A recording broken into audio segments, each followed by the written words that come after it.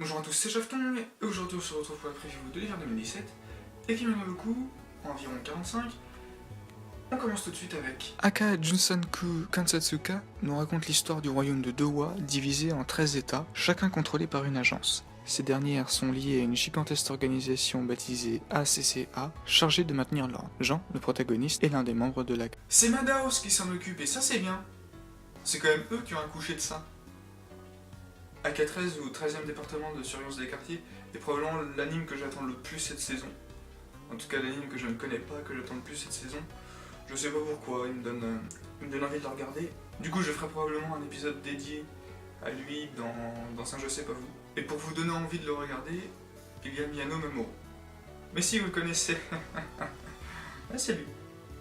Suivant. I My Me est une petite série animée dans laquelle nous suivrons l'histoire d'un club de manga, composé exclusivement de filles, partir dans des aventures que je qualifierais de japonaises. La série sortira le 3 janvier 2017. I My Me, ou ça, dans sa version originale, sera l'un des animes que je regarderai en posant mon cerveau à côté. J'ai pas vu les 2 premières saisons, donc je pense pas qu'il y ait grand intérêt. Suivant. Akiba Strip The Animation est une série dans laquelle nous suivrons les aventures d'un groupe d'adolescents qui décident de se battre pour éliminer la menace que forment les Sintesters. Les Sintesters sont des vampires qui chassent et terrorisent les clients du quartier d'Akihabara à Tokyo. Ces créatures ne possèdent qu'un seul point faible, l'exposition directe aux rayons du soleil, ce qui signifie que les vêtements des Sintesters doivent être arrachés. Elle sera diffusée à partir du 4 janvier 2017. C'est un anime qui veut sortir du ecchi, donc ils ont trouvé une vieille raison. Pourquoi pas. Suivant.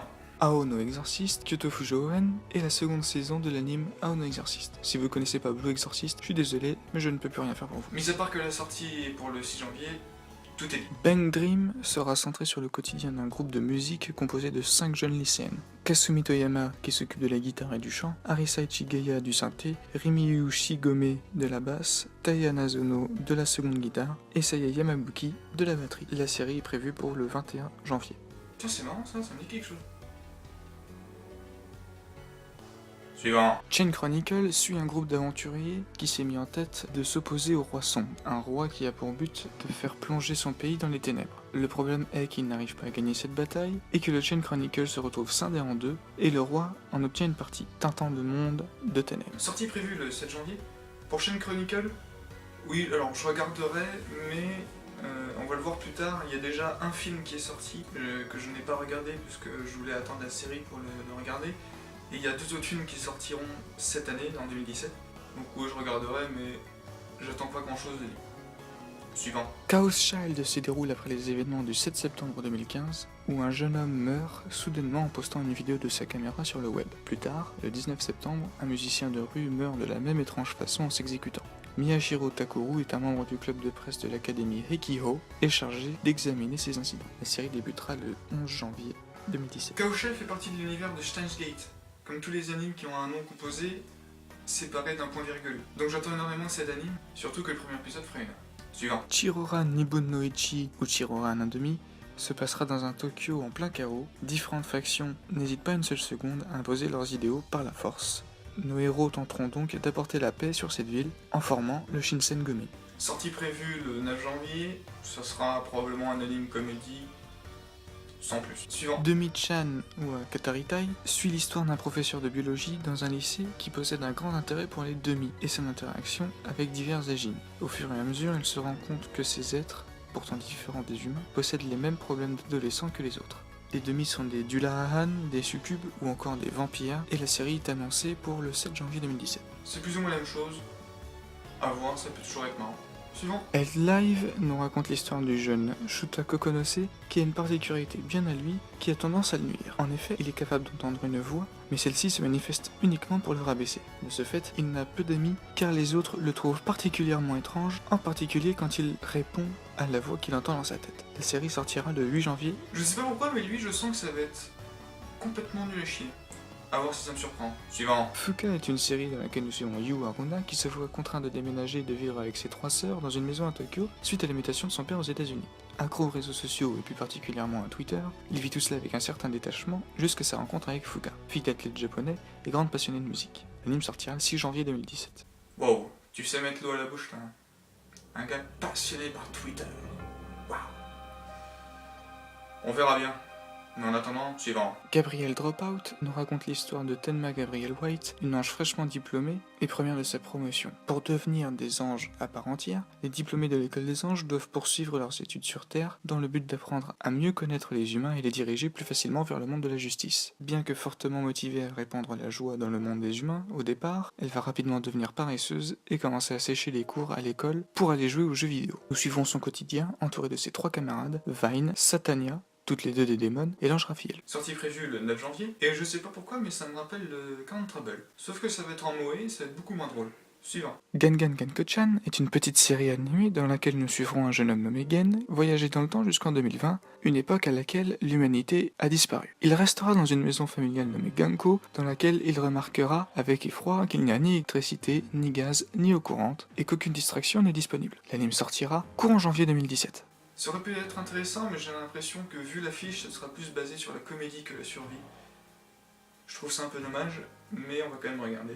Suivant. Gintama. Yes! Handshakers se déroule à Osaka et tourne autour de duos baptisés Handshakers. Lorsqu'ils se tiennent par la main, ces duos ont le pouvoir d'invoquer de puissantes armes, les Nimrod, dans le but d'affronter d'autres Handshakers. Car selon la légende, seul le meilleur duo obtiendra le droit de défier Dieu. La sortie est annoncée pour le 10 janvier. On a l'impression que je dis Dieu à chaque fois, mais hormis pour le dernier, c'est duo, un couple.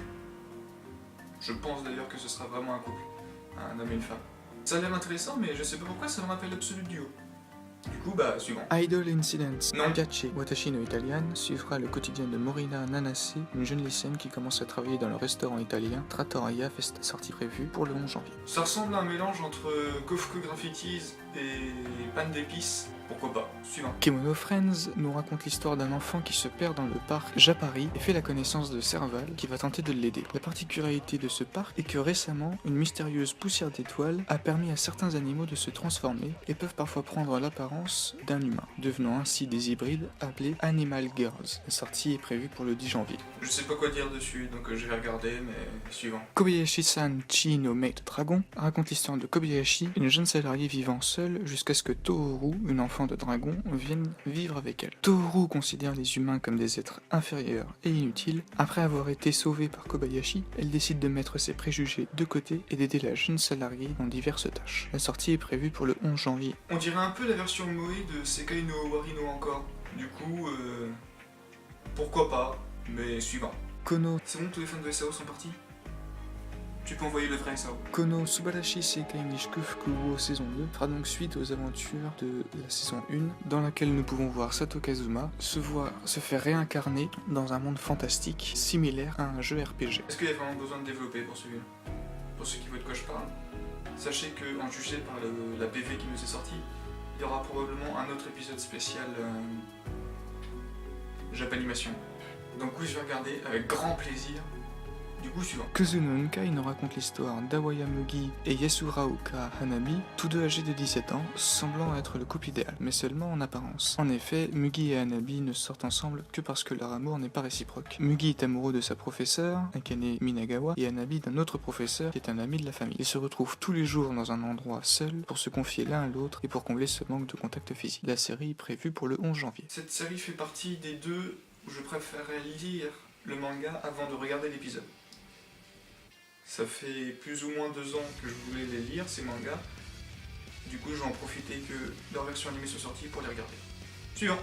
Dans Little Witch Academia, nous suivrons Ako, une jeune fille qui, depuis son plus jeune âge, admire Shiny Chariot, une sorcière connue de tous et qui lui a donné envie de devenir elle aussi une sorcière. Elle va pour faire ses études dans une école de sorcières et c'est là-bas que commencera son périple pour apprendre la magie aux côtés de ses amis Suzy et Lit. Sortie prévue le 8 janvier, je suppose que ça vous dit quelque chose. Moi personnellement, j'ai pas vu les OAV, je sais. Mais, étant donné qu'il est extrêmement apprécié, je vais le regarder probablement avec plaisir. En regardant peut-être 2-3 jours avant la sortie, les OAV. Du coup, oui, et suivant. Marginal numéro 4. Non. Masamune-kun no Revenge est une série animée dans laquelle nous suivrons la quête principale de Masamune, sa revanche. En effet, étant enfant, il était en surpoids, et cela était source à beaucoup de moqueries. Des années plus tard, et suite à un régime drastique, il change totalement et décide enfin de se venger de son tortionnaire qu'il rencontrera beaucoup plus tôt que prévu. Sortie prévue le 5 janvier, lui aussi je vais le lire en manga avant de le regarder en animé.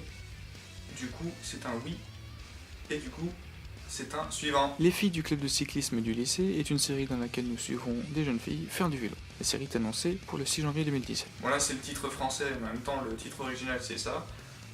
Et je sais pas pourquoi, mais ça me rappelle quelque chose. Je sais pas. Suivant. Nanbaka 2 est une série dans laquelle nous suivrons 4 hommes transférés à Nanba, la prison réputée la plus sécurisée du monde. Elle fait suite à la première saison de Nanbaka sortie cet automne 2016 et sera diffusée le 4 janvier 2017. Du coup, c'est la suite d'une série qui est plutôt bonne, même qui pique un peu les yeux quand même, parce qu'il y a beaucoup de trucs qui brillent. Du coup, c'est un oui. Et suivant. La sortie prévue le 8 janvier 2017. Days. Oui, bah c'est une fille avec 3 chats qui ont des têtes d'humains. Tiens, ça a l'air intéressant ça. Suivant. One Room est une série d'histoires courtes centrée sur des personnages féminins ayant pour thème la chambre. La sortie est prévue pour le 11 janvier. Tu sais vraiment me donner envie, toi. En jugé par le scénario, je dirais oui. Suivant. Onihei Ankacho. À l'époque d'Edo, Heizo Hasegawa est un jeune guerrier doublé d'un enquêteur qui traque crimes et vices à travers le pays. Sorti le 10 janvier, ça m'a l'air très intéressant et je vais avoir un petit malin plaisir à le regarder. Sans aucun doute. Suivant. Kira Kira, précure à la mode. 14e saison quand même. Hein. Mais non. Suivant. Le Rakugo ou la vie 2 est la suite et la fin de Showagen Rakugo Shinju, un anime qui nous parle d'un prisonnier relâché de prison pour bonne conduite. Sortie prévue le 6 janvier. J'ai pas vu la saison 1, mais je connais quelqu'un qui peut nous en parler. Du coup, moi non, mais lui, oui. Suivant. The Ultra Boy Detectives Club Neo est une petite série animée dans laquelle nous suivrons l'histoire du descendant de Kobayashi de la série de romans policiers de Dogawa Rambo. Il sortira le 2 janvier 2017. Shouchonen Tanteidan Neo, dans sa version originale, sera donc un autre anime qui nous relève des aventures de Dogawa Rambo, un célèbre romancier de polar japonais, dont on a déjà vu une œuvre animée. C'était pas la meilleure. Suivant. Raikenzan Ichie no Shikaku, la saison 2 de la première saison de Raikenzan, sortie prévue le 8 janvier 2017. D'après le même ami, c'est très long à commencer dans la saison 1, mais il a de l'espoir pour la saison 2. Du coup, suivant. Rewrite saison 2 sera donc le nouvel opus de l'anime Rewrite, adaptant les arcs Moon et Terra du visual novel, et fera donc suite aux événements de la première série, où nous pouvions suivre Tennoji rentrer dans un club d'occultisme, tentant de prouver que le surnaturel existe bel et bien. La série débutera le 14 janvier. J'ai pas fini la première saison, mais je pense que je vais très rapidement la terminer pour pouvoir regarder cette deuxième saison. Donc oui, et suivant. Schoolgirl Strikers se centre sur les Schoolgirl Strikers, une unité de femmes qui voyagent à travers les dimensions pour combattre les Obori, des créatures extraterrestres. Ces Obori sont bien plus puissants que les humains et ont la capacité de voyager à travers la 4ème dimension. C'est pour cela qu'ils sont considérés comme une menace pour l'humanité. Sortie prévue le 7 janvier, intéressant mais sans plus. Suivant. Seirin nous raconte l'histoire de Soichi Kamita, un jeune lycéen qui vient de passer en classe de première, sa seule envie, en terminer avec les études et se trouver une petite amie. La série débutera le 5 janvier 2017. Décidément, cette saison, ça me rappelle des souvenirs. Je sais pas pourquoi. Suivant. Sentai Hero Sukiyaki Force nous raconte l'histoire de Sukiyaki Force, créée par le professeur Warishita, qui combat contre les forces de Kiraida, qui sont venues à Gunma et menacent de détruire le monde. Sortie prévue le 9 janvier, bah c'est un Sentai. Du coup, oui. Mais sans plus. Suivant. Spirit Pat nous raconte l'histoire de Yokeika qui tente de survivre après qu'il soit ruiné et livré à lui-même depuis la mort de ses parents. Il surprendra Tanmogoki en plein travail en train de s'enfuir, avant de mourir percuté par un poids lourd. Commence alors une nouvelle vie pour Yo. La série sortira le 7 janvier. C'est un webcomic chinois. Et en juger par l'affiche, je sais pas pourquoi, mais je sens que ça va être du BL. Du coup non. Suivant. Super Lovers 2. Non. Taisho Chichai-san est une petite série animée qui nous raconte l'histoire d'Hiragi Kyoichiro, un garçon partant de sa ville provinciale pour se rendre à l'université de Tokyo. Il emporte avec lui l'épée familiale pour se protéger, mais à son arrivée, il se trouve impliqué dans le complot de l'armée impériale. Je sens que ça va faire comme Kumamiko.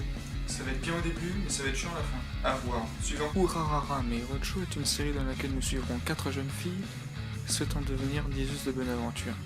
La série sortira le 5 janvier 2017. Encore un anime très intéressant. Suivant. Yamishibai est une série qui explore les histoires et les contes occultes qui paraissent dans l'histoire du Japon. Le tout avec une technique narrative inspirée du Kamishibai, une ancienne manière de raconter des histoires avec des personnages de papier. Sortie prévue courant janvier, c'est vraiment très bien. J'ai vu les 3 premières saisons et les 3 saisons étaient géniales. C'est très gore sans tout montrer forcément. Ça peut paraître un peu bizarre l'animation au début, mais on s'y fait très vite. Et franchement, c'est avec plaisir que je vais regarder cette 4ème saison. D'ailleurs, je pense même que Yamishibai fera un épisode des Skoshi. Suivant. Yojo Senki Saga of Tanya the Evil suit Tanya Degorechov, une jeune fille aux commandes d'une armée de sorciers. Malgré son jeune âge et son allure frêle, elle est capable d'anéantir à elle seule une armée entière. Banale salariée dans sa vie antérieure, Tanya fut incarnée en jeune fille pour avoir mis Dieu en colère. Avec ses nouveaux pouvoirs en poche, Tanya va devenir l'entité la plus dangereuse et la plus crainte de l'armée. La sortie est prévue pour le 6 janvier. Et je sais pas pourquoi, mais cette série est ultra hypée. Beaucoup la voient comme étant la meilleure série qui sortira cette saison.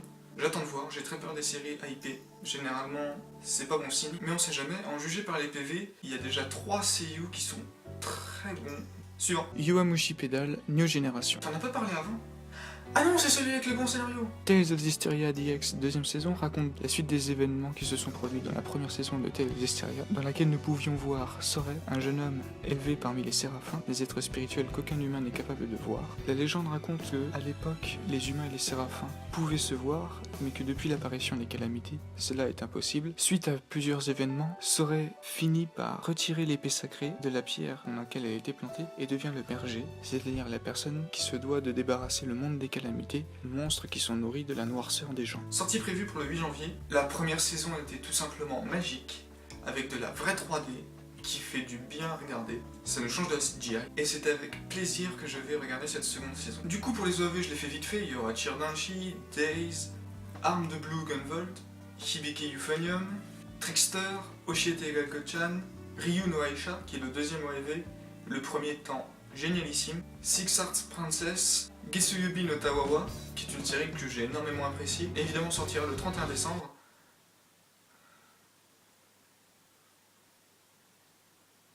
Il nous observe.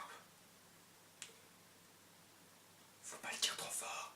C'est Fate Grand Order, First Order. En ce qui concerne les films qui sortiront cette saison, on les verra donc uniquement dans 5 à 6 mois, lors de la sortie du Blu-ray. Énormément de films de cette saison me donnent envie d'être regardés.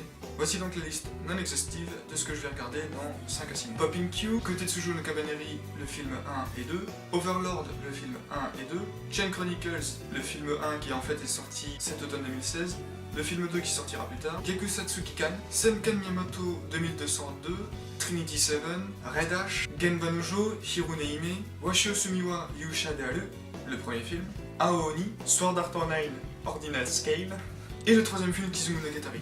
Ils sont diffusés sur... Oh putain. Voilà ce qui est de cet hiver 2017. Ça m'a l'air un peu moins garni que les années précédentes, en particulier 2015, où en hiver 2015 il y avait quand même 56 séries qui étaient sorties d'un coup. Je sens que cette saison va quand même y avoir beaucoup de déchets, mais on sait jamais ce qui nous attend. Du coup, à dans 3 mois, pour la review de cet hiver 2017. À la prochaine.